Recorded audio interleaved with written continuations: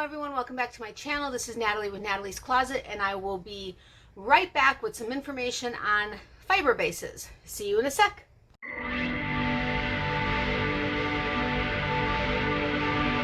Natalie's Closet.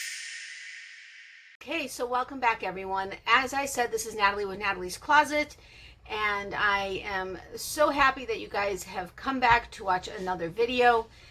Welcome to any of our new subscribers, and welcome back to our existing subscribers. Thank you so very much for being here and for supporting me. I really truly appreciate it. I wouldn't be doing what I do if it wasn't for you guys, so thank you so incredibly much. Okay, so today's video I am going to go ahead and talk about some fiber bases and just kind of go over the basics of them, and maybe some of the information is something you didn't know.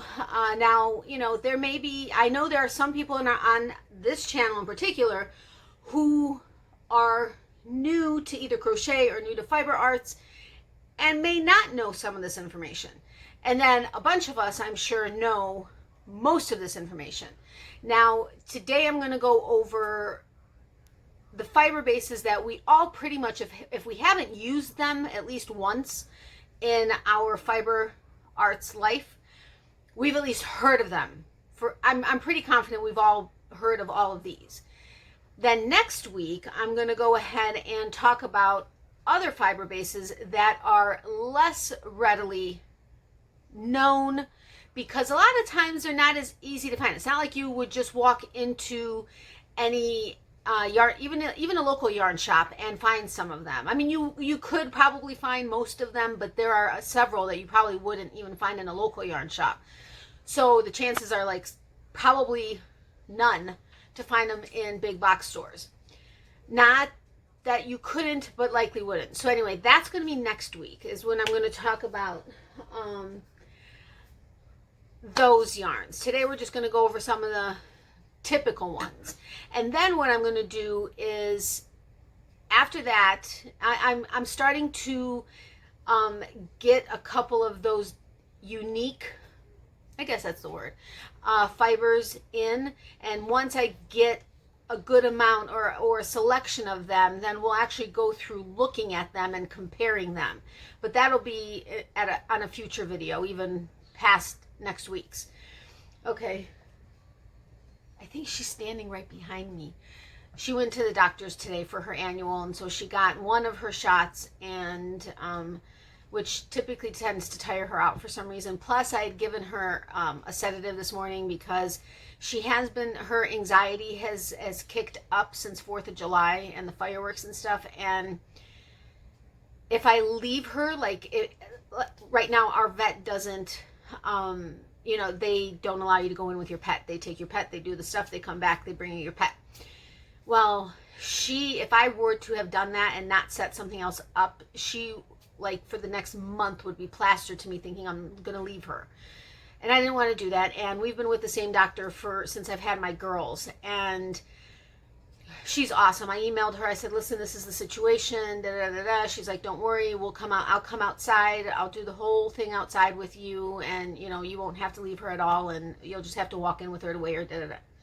So we did that. But, so between the sedative and the one shot that she got today, and then she also got her kennel cough, which goes in the nose. So she's kind of out of it. So I've been kind of watching her all day today because she's like really been out of it. But I hear her, I think she's still behind me, but poor thing. She loves her doctor, so that's at least something. But anyway, okay, sorry, I just wanted to give you a little bit of an update for her, at least, because I know everybody's always worried about her, and I love that. You guys are so awesome to be worried about Miley. But you know, this is her show too. Well, on Tuesdays it's her show, but we all talk about her all the time anyway. But anyway, okay, that's enough. So remember also, today is the start of a new week for the subscriber of the week. Uh-oh, I'm getting an important call. I'll be right back. Sorry, you guys know I don't do this. I'll be right back. Okay, so welcome back everybody. I am so sorry for that, and normally I would have re-recorded the beginning part of that because that's just what I do, but I'm deciding to not do that today. Okay, So anyway, everything's fine. But so that was the update on Miley. But otherwise, she okay, the doctor said she did great. Everything looks good. She does have a little thing on her gum, so we're watching that to see if it just was an irritation or if it's something that they're like going to have to do a procedure or whatever. So we're watching that.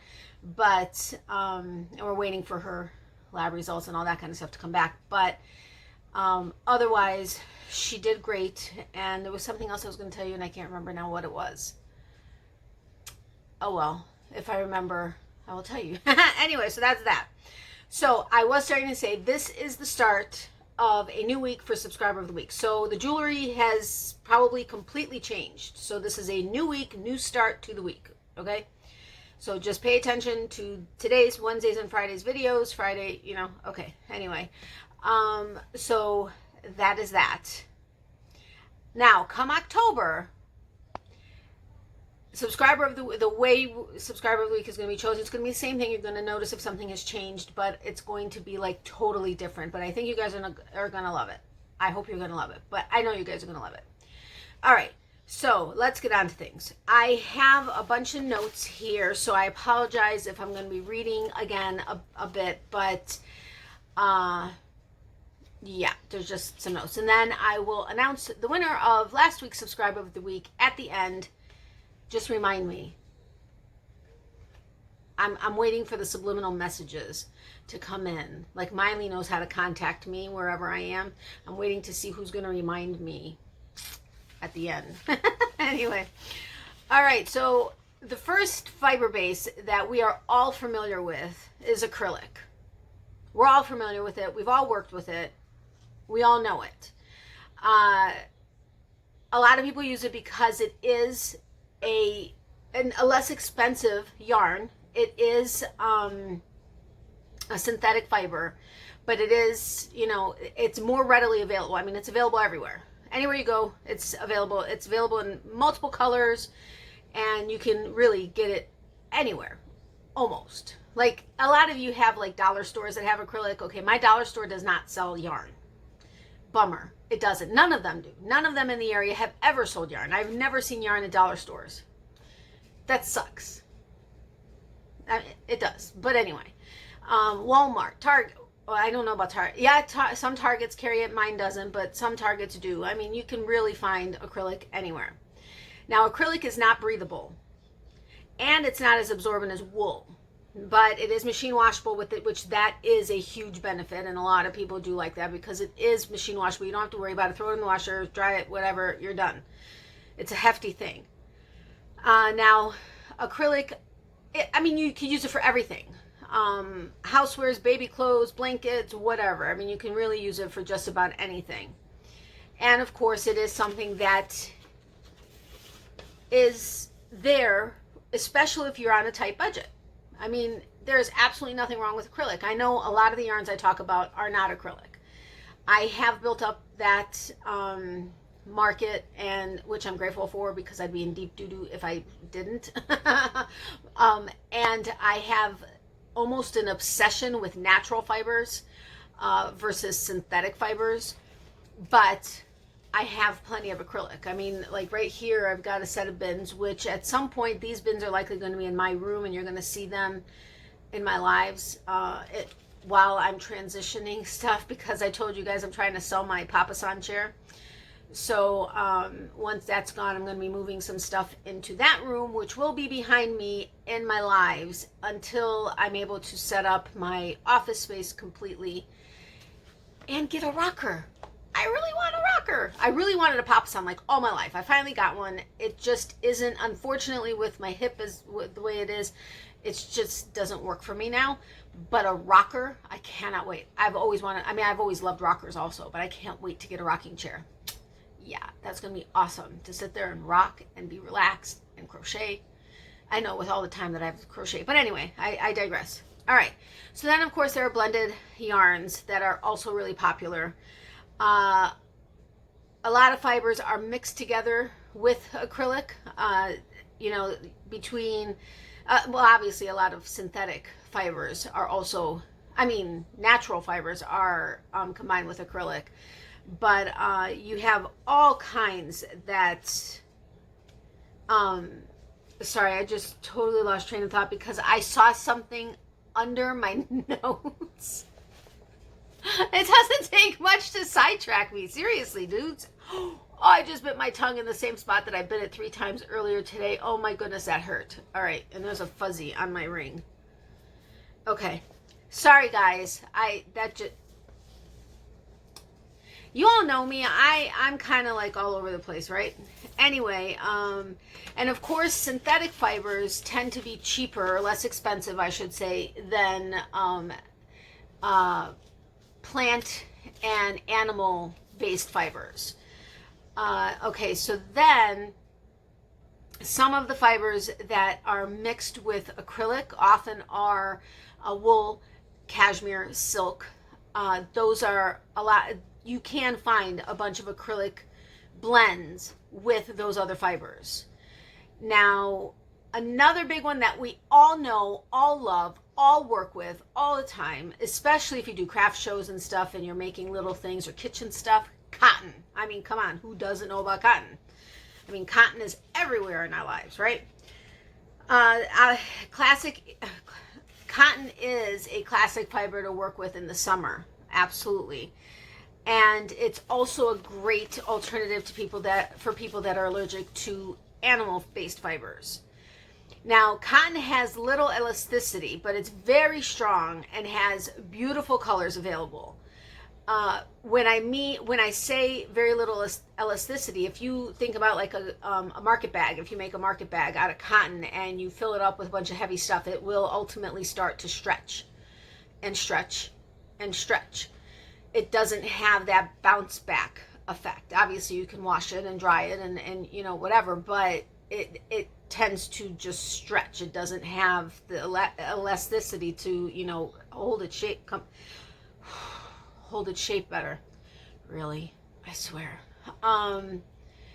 And with cotton, if you're working with just cotton, you don't really need to fully soak it to block it. You can like lay it on an ironing board or maybe on a sheet and give it like a good blast with the steam from an iron versus having to actually soak it and then pin it into place. That's also nice with cotton, and I keep biting my tongue. Okay. Now cotton is also really crisp and cool, which is nice. That's why it's great for summer garments. A top that I want to make that I have the yarn for is actually viscose, which that's going to be a yarn or a fiber base that I'm going to talk about next week. But I do have some cotton that I'm thinking about possibly making. It's from Hobium, and it's one of their, I think it's the Pima, I think, is it Pima cotton? I don't know if it's Pima cotton, but it is a nicer, softer cotton, and I was wanting to make something for myself out of it, but I don't know if I'm going to. We're going to see. It's definitely not a cotton I would use on like a hot pad or something like that, because it is a nicer cotton. It's a garment type cotton.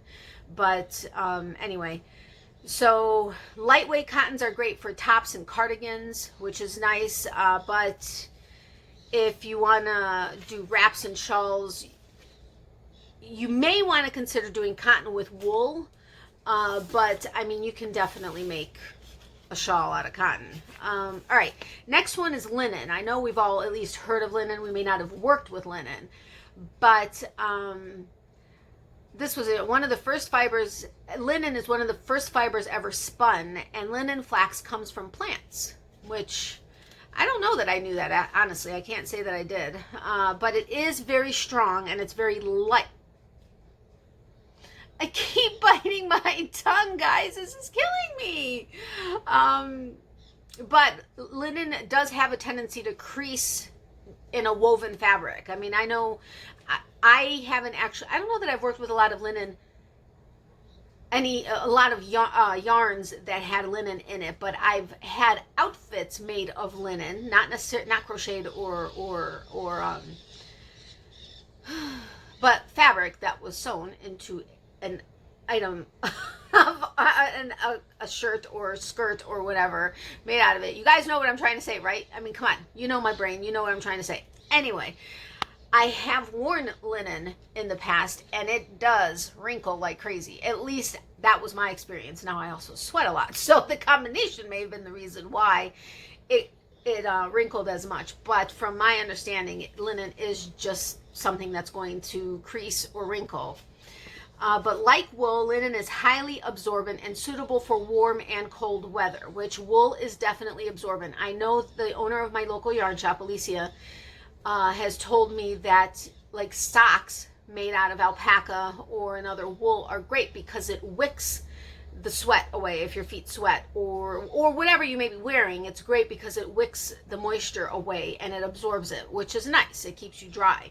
So I do like that about linen. And unlike cotton, linen isn't prone to stretching. So it tends to be softer when washed. As you wash it, it tends to get softer.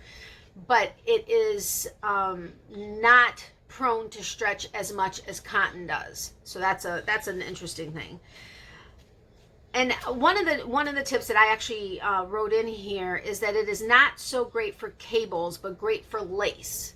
Now, if anybody has any thoughts or opinions on that, I would love to hear it. If you have worked with linen, yarns with linen in it, I would love to know about it. And that is something I would like to get my hands on, is yarn that has linen. Honestly, I keep thinking that there was something that I got at one point that did have linen in it. I will have to double check that. But if you have worked with linen, since I know I haven't actually worked with it, if you have worked with linen in a yarn, please let me know. I would love to hear it in the comment section below. What did you think? Did you like it? Did you not like it? Opinions, please. All right, now wool. This is just wool. Excuse me. This is just wool in general. And I'm sorry, my hair's all funky. Until I can get it cut, it's like doing all kinds of crazy stuff. But anyway, this is just wool in general. Wool is breathable and highly absorbent. I just mentioned how Alicia has mentioned wool is a great thing to have. It wicks the moisture away and keeps you dry. So I do love that. And it's long lasting and softens with wear. Now it also requires less washing than other fibers. Now I'm guessing that means in something that's not something you're wearing all the time. Obviously, if you're wearing it all the time, you're going to want to wash it to keep it clean. But I'm not quite sure exactly how that was meant, but that was one of the things that I took note of. It says use superwash yarn is what did I write here? Use superwash yarn if you want to machine wash it though, as otherwise it can felt. Okay, I'm regular wool from my I don't understand what I wrote there, so I apologize. But from my understanding, washing regular wool is easy. Like you want to be more careful with superwash because it can felt easier. I am going to look into that more because that was something I've read on several different things, just doing regular research about superwash merino, not necessarily for this particular conversation, but just in general, when I have been reading about superwash, I have heard that if you're not careful with it in certain situations, it can felt easier. But this, we're just talking about regular wool. Now, as far as allergies, being allergic to actual wool, like the fiber itself, is not as common.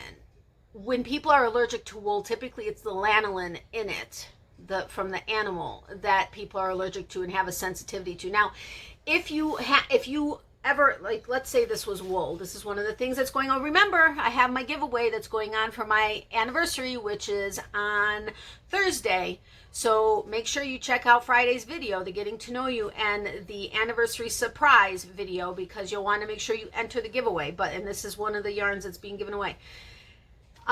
Anyway, what was I going to say about this? Oh, let's say this was wool, right? If you were to rub it against you, wool tends to be a little bit, I don't want to say pricklier, like coarser, and it tends to be itchy. I myself have said I'm allergic to wool because when I've had anything against me that was a scratchier wool, it irritated my skin and even sometimes left it a little bit red, but it wasn't, I'm not actually allergic to wool. I had a reaction to the itchiness of the wool, but I wasn't actually allergic to the wool. The only way to completely 100% know that you're allergic to the wool and or the lanolin in it is by doing an allergy scratch test. But or I mean, obviously, if you like break out into hives and you start itching, obviously you are allergic to something in the wool, whether it's the actual wool, which is more rare, or the lanolin. It doesn't matter, you're still allergic to it. Now, one of the things that I will mention about superwash merino wool in particular, and again, this isn't something that I'm going to really be talking on as far as a fiber base in this conversation. Superwash merino wool, people that are even allergic to wool oftentimes are able to work with superwash merino, because with the processing of it to make it a superwash and the plying and everything that it goes through, it pretty much cleans out any and all, almost all lanolin. Now, please do not run out and go buy superwash merino wool if you're allergic to wool and then say, well, Natalie said, I'm not going to be.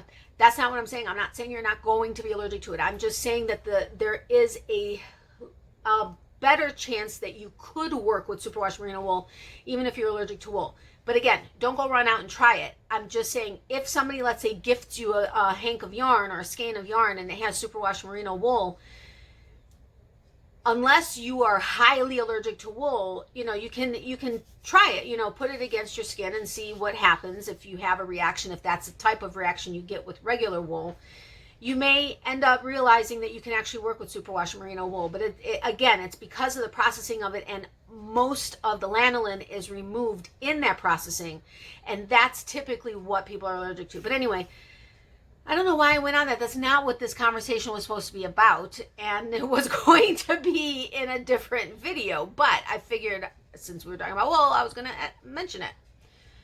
Please ignore me. You all know my brain sometimes skips a beat, right? So there we go. All right. Yeah, that didn't make sense. Anyway, okay, so next is alpaca. For those of us in the fiber arts community and who work with yarn, even if you haven't actually worked with alpaca, you've heard of alpaca yarn. Well, that's what we're talking about next. Alpaca is incredibly soft and has a luxurious feel to it. It really does. When I did the video of the tour of my local yarn shop, you saw a bunch of garments that she had on the wall, and those were primarily alpaca, garments made with alpaca. Alpaca is really nice and super soft. I love alpaca and I love working with it. I don't have much of it, but what I have had and worked with, I did enjoy it. And thanks to the shallow... the way I wrote this, I even knew I was going to say it. Even though I read this like 12 times, I should have separated it. I have its and hollow, but I knew I was going to say shallow. I knew that was going to happen. Anyway, thanks to the hollow fibers, which act as mini insulating rods, it's very warm, making it the perfect yarn for winter accessories. It really is for the alpaca yarn. But you don't necessarily want to use 100% alpaca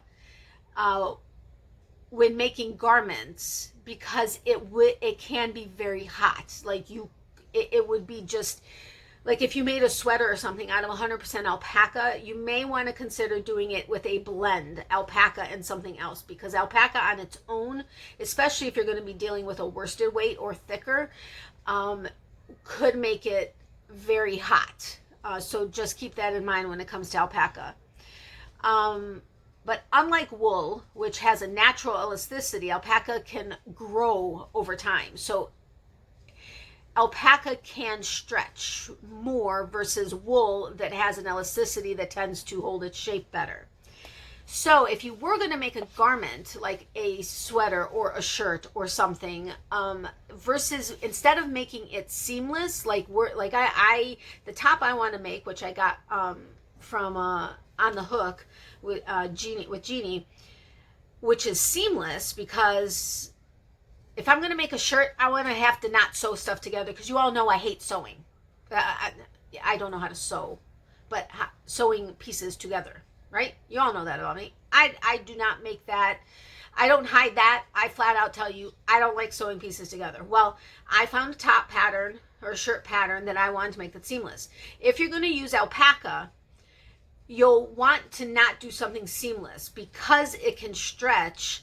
You're going to want something that's going to hold its form. So you'll want to do it where you have pieces, like you're going to sew the arms on. So you'll make the arms separate and you'll make the body separate. Or even, I would even do the front and the back separate and the arms then separate and then sew it all together, because that'll prevent it, that'll kind of give it more of a structure to it and not have it like totally stretch out of shape. Well, I don't know that it would totally stretch out of shape, but so that it keeps it confined into those sections. Does that make sense? If you have any questions, let me know in the comment section below. But all right, so then the next thing, I know, even if you haven't worked with it, even if you have never had a yarn in it, I'm sure you guys have heard of mohair. Mohair is popular and is normally blended with silk and nylon to create a strong, fluffy yarn that can be dyed in many colors. Now, this one I didn't remember. I evidently not as much of it absorbed in my brain, so I'm going to have to read a little bit. But mohair can be itchy if used for a whole garment, so it's best to try it out against your skin first, which I have heard that. And I think my mom said that back in the day, like when my dad gave her his ring, or when the guys would give the girls their, school ring or whatever, they'd be too loose because men's fingers and women's fingers tend to be smaller than men's fingers. Well, they would go ahead and take like the ring off, and they'd wrap the inside of it with mohair to kind of make it tighter so that they could actually wear it without the ring falling off. I think it was mohair. Mom, comment in the comment section below if I'm wrong on that being mohair that you guys used to use, but I'm almost positive that's what she used to say. But anyway, now it says that held double, and if you're using a very fine lace weight mohair mix, it can create a warm, soft fabric that adds something special to the look of a piece. I don't know why I wrote that down, but I don't know. That was something that I wanted to write down. All right, so next is cashmere. Now, we've all heard of cashmere, right? It's very light and warm, and cashmere is combed from the stomachs of mountain goats, and it's very expensive. Anybody that has ever seen if you went to a store and you saw a garment made out of cashmere, it was expensive. Yarn, even if yarns that have just a little bit, well, the yarn in itself is typically more expensive because normally it's indie yarns that you'll find cashmere in. But if you ever wanted to use 100% cashmere, that's very, very expensive. And but it's so beautiful. I remember one time my mom and I were at Neiman Marcus years and years and years ago, because we always used to like to walk through there and stuff. Well, anyway, there was a sweater. I kid you not, it was tiny. It was like a super small. I'm trying to find something that's like small enough. It's like a super small. Anybody that knows Shandy with Expression Fiber Arts, you'll understand what I'm talking about. It would probably fit Shandy like with no problem. It was really tiny. I looked at the price. It said, it was 100% cashmere. It was like $1,200 for this little. Now, okay, it was a combination of Neiman Marcus and cashmere, but still, $1,200 for this little tiny cashmere sweater. Cashmere is very expensive. If you find it in yarn, your hank of yarn is not going to be $1,200. But it's going to probably, if the hank of yarn is a bit more expensive, it's probably, depending on the amount of cashmere that's in there, that has probably something to do with it. But it is, according to what I was reading, it's the best choice for quality. That's all relative and how everybody thinks of it. But it says many yarns include a touch of cashmere for softness, but few contain large quantities. It really, honestly, out of all the yarns that I have seen or picked up or whatever, there's really not typically a large quantity of cashmere in any of the ones. I have several that have cashmere in it to some extent. I don't think this one did, but let's see if it did. Now this is wool and silk, and this is wool and acrylic, but I know that I think a couple from Shandy at Expression Fiber Arts, I'm pretty confident a couple of those had cashmere in it, but normally it's like 5-10% maybe even 20%, but even that I think is a lot. But anyway, but I love cashmere. Cashmere, oh, so soft. All right, and I know everybody's heard of this, silk. I mean, heck, right here, I have a hank right in my reaching distance, silk. But, well, this said about knitters. I don't know why I said it. It's also for crocheters, but because the yarns tend to be normally the yarns that you're finding silk and cashmere in are yarns that you're finding at your local yarn shop, but a lot like it because a lot like silk for like I bit my tongue again. I'm so sorry. Anyway, silk is great for lacy items, especially in super fine yarns. Oh my goodness, silk is just to die for to work with. I love it. And it comes in a ton of bright colors. Now that's another thing I'm also going to do is at one point I am going to do a video talking about what types of fibers are good for dyeing and the types of dyes for it. But that's a whole scientific thing, and I'm going to have to do a little bit more research on that before I just start willy-nilly giving you guys information on it, because I know certain natural fibers take dyes better than others, and et cetera, but that's a whole nother story. But anyway, and it's the note that I wrote here, as well as pure silk yarns, alpaca yarns, and wool silk mixes are popular choices for shawls and scarves, which they are.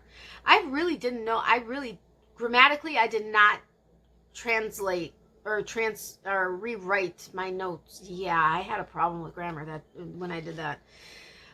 But silk is a great choice for light draping garments, and it will give your whatever item it is you're working on great stitch definition. I love, like I said, I love working with yarns that have silk, have cashmere, heck, even nylon. But yeah, so those are the basic fibers that we have, if not worked with, have at the very least heard of. Maybe not regularly, but have heard of it readily. I mean, it's not something that's like, what is that? You know, that type of thing. Now, if this type of information about the yarns, which isn't necessarily like scientific or really detailed information about the actual fiber or whatever, if this information is not something that you're interested in and you really could care less about it, please let me know. You're not going to hurt my feelings by letting me know in the comment section below. I won't include this. Whether or not, I mean, if you would like to get this kind of information about the yarns that aren't as familiar to you next week, like I'm planning, you know, let me know. If you really could care less, let me know. Although you guys seem to really be interested and excited in the videos that I post that give you some sort of information about something, whether it's the history of or even information I've given you about yarns. But I do know many of you said that you would like to get information in general about yarns, just stuff about yarns. So I figured, I have a fuzzy, I figured this would be stuff about yarns. So I thought maybe you guys would be interested in it. But again, if you guys could care less and don't want any information about it, let me know. You're not going to hurt my feelings. I want to bring you stuff you guys want to know about. And again, this isn't necessarily stuff you're going to use for the rest of your life, but it's information about what we work with on a daily basis. It's just information that kind of stuff fascinates me. Even though I don't work with all of those things on a daily basis, I still like to know about them and what they may be good for or not good for. Where did they come from? How do they work? Why do they work? That's the kind of stuff I like. So please let me know. You're not going to hurt my feelings. I'd rather know than make videos nobody's going to watch. Although those videos, these kind of videos that I've been doing, you guys really, I get a lot of, you guys interact a lot. So I'm grateful for that. So thank you for that. Okay, enough about that. I said it once, right? That should be enough. Anyway, if you're still here and you're new to my channel, I would love it if you'd consider hitting the subscribe button down below, as well as a notification bell next to that. Make sure you hit it to all so you're notified anytime I upload a video, or hopefully get notified anytime I upload a video. And if you give this video a thumbs up, that would mean a lot to me, because that lets YouTube know that I actually have people that are interested in this information. And if you find it useful, a thumbs up would be great. And of course, if you were willing to share it, that would be amazing as well. I'm trying to grow my channel, as you all know, and I would love to see who else is interested in this kind of stuff. So thank you so much for that. Now, on to getting to know you. Wow, not getting to know you. Subscriber of the week. I did that last week with my thumbnail. Anyway. My brain. You all know I keep blaming my brain, but I'm telling you, my brain is doing some funky stuff lately. On to subscriber of the week. Honestly, I have lost track of what number subscriber of the week it is, but that's okay because that doesn't matter. You guys are the subscriber of the week, and I absolutely love it. And I appreciate it when you guys let me know you got the card. So thank you for that. And I'm glad you guys are enjoying the stickers you're getting, which I actually have to go get some more. Yeah, anyway, I think I'm up to date, and I think I have everybody's cards out, so that's amazing in and of itself. But the subscriber of the week for this week is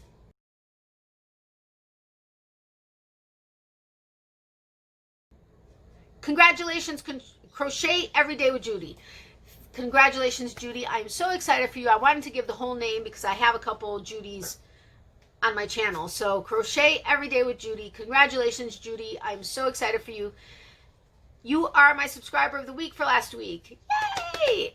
I don't think I have your address in my mailing list, so please go ahead and email me at natalies.closet@yahoo.com, and I will go ahead and get your card and stickers out to you. So yeah, my mailing list is growing. I think I have like 100 people, maybe more now on there. Yay! So if you would be interested in getting a Christmas card or possibly a card throughout the year at some point, there's no guarantee on that, but I am trying to build up my mailing list for Christmas cards. But if you'd like to receive a card from me, please go ahead and email me with your address. It stays safe in my handy dandy notebook. Nobody has access to it. If Miley can read, she probably has. She's the only one that has access to it, but she'd have to flip through the pages. So it's safe. But if you're interested in that, go ahead and email me with your address. I will add you to my mailing list. And yeah, so I think that's it.